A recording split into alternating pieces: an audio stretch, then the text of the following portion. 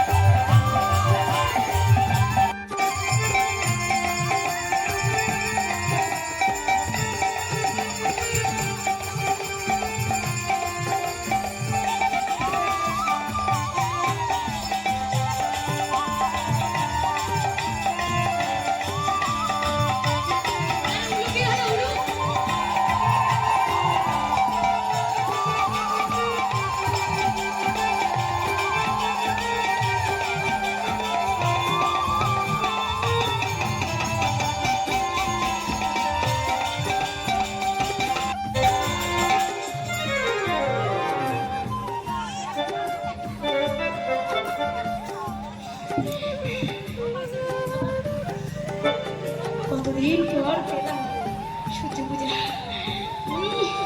কি সেন্ট!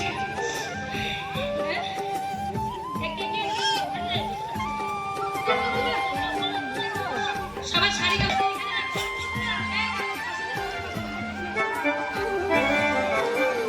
সবার শাড়ি গামছা একদিকে রাখো, সবার শাড়ি গামছা একদিকে রাখো।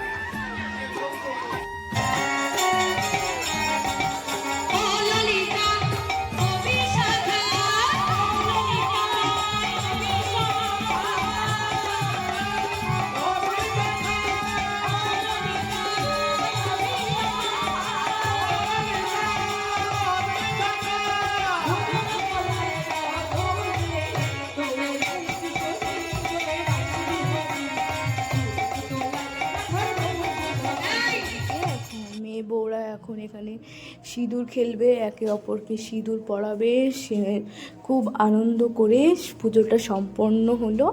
তারপর আমরা চলে আসলাম একটু মেলার দিকে। তো এখানে ছোট্ট করে গ্রামের মধ্যে একটা মেলাও বসেছিল, দেখতে পাচ্ছ মিকি মাউস এটা ওটা টুকটাক খুব। তারপরে এটা হচ্ছে রাত্রির প্রায় তখন 1:30-2 বাজে। আমরা যাচ্ছি হাই তুলতে তুলতে হচ্ছে হরিনামতলায়। তখন রাত্রির বেলায় হচ্ছে এটা তো যেহেতু অষ্টপ্রহর নাম কীর্তন, তো সারা রাত সারাদিন কীর্তন হয়। আর এখন হবে হচ্ছে রাসলীলা হয়তো তোমরা অনেকেই জানো, অনেকেই দেখেছো। তো রাসলীলা তো এখন কৃষ্ণের হচ্ছে সবথেকে সুন্দর মুহূর্ত রাসলীলাটাকে এখানে রাসলীলা হবে। তো সেটা যাকে দেখতেই যাচ্ছি, তখন প্রায় অনেকটাই রাত হয়ে গেছে। এই দেখো আমি আর মা হাঁটতে হাঁটতে সবাই ঘুমিয়ে পড়েছে বেশিরভাগ, অত রাতে তো আর কেউ জেগে থাকে না। তো আমরা চলে এসেছি এখন এই যে হরিনামতলায়। আর তখন এখনও সেই গান শেষ হয়নি, এই গানটি শেষ হওয়ার পরে শুরু হবে রাসলীলা। তো আমরা এখন বসে বসে আর কি রাসলীলা দেখছি। তারপরে অনেকক্ষণ দেখে আমরা চলে এসেছি বাড়িতে। তো এটা হচ্ছে পরের দিনের ভিডিও। পরের দিন আমি পুরো ভিডিওগুলোকে একসাথে করে 2-3 দিনের পোস্ট করছি, কারণ অনেকগুলো ভিডিও করলে অনেক কিছু মানে অনেক বড় হয়ে যাবে, তাই একটাই করছি একটু বড় করে। তা এখানে এখন দেখো ভোগ আরতি হবে, ভোগ খাওয়ানো হবে, তো সেই জন্য ভোগের রান্নাবান্না হচ্ছে। আর তারপরে আমাদের বাড়িতে চলে এসছে হচ্ছে নগর কীর্তনে। এই ভোগ আরতি হওয়ার আগে সবাই নগর কীর্তনে বেরোয়, বাচ্চা কাচ্চা বড় মানুষ সবাই মিলে নগর কীর্তনে বেরোয়। আর গোপালকে নিয়ে এই নগর কীর্তনে হওয়ার পরে কীর্তনটা একটু শেষের পর্যায়ে চলে আসবে। তো এই যে আমাদের বাড়িতে চলে এসছে গোপাল। আর এই যে আমাদের বাড়ির কি বলবো ছোটো বউ আমাদের দিদা দাঁড়িয়ে আছে গোপালকে আপ্যায়ন করার জন্য। তো এখন এখানে গোপালের পা ধুয়ে মিষ্টি মুখ করিয়ে তারপরে চাল যেটা ভুজি রাখা আছে তো সেটা দিতে হবে, দিয়ে এই নগর কীর্তন একটু বাড়িতে নাম কীর্তন করবে। নগর কীর্তন তো তোমরা সবাই জানো, সবাই দেখেছো। তো এই দৃশ্যগুলোই তো ভীষণ সুন্দর লাগে। আর এইসবের টানেই আমরা প্রতি বছর ছুটে যাই এই গ্রামে। তো এই যে এখন ভুজি সব দিয়ে দিচ্ছে। আর কত মানুষ, কত বাচ্চা দেখেছে নগর কীর্তনে বেরিয়েছে। আর ওরা আবার রং খেলবে, আবির খেলবে, কাদামাটি খেলবে, সে এক ভীষণ আনন্দ। তো আমি সবটা যাই হোক তুলতে পারিনি। তারপরে আমরা স্নান করে ফ্রেশ হয়ে চলে গেলাম মন্দিরে। তো এই যে এখন ভোগ আরতির গান শুরু হয়েছে সবে মাত্র, আর আমরা চলে এসেছি মণ্ডপে ভোগ আরতি দেখতে। ভোগ আরতিটা এতটা সুন্দর করেছিল, মানে দেখলে শুনলে যেন মনটা জুড়িয়ে যাচ্ছিল, এত সুন্দর ভোগ আরতি। আর জানি না কেন আমি ছোট থেকে এই সবের মধ্যে বড় হয়েছি, তো এইগুলোর প্রতি আমার একটা বিশেষ টান আছে। আমার যেন এগুলো শুনতে দেখতে খুব ভাল লাগে। হয়তো খুব বেশি কিছু আমি জানি না এই বিষয়ে, কিন্তু আমার ভীষণ ভাল লাগে এইসব দেখতে শুনতে। আমার ভীষণ মানে মন টানে এইসবের প্রতি। তো চলো তোমরা আমার সাথে একটু ভোগ আরতির গানটা আস্বাদন করো।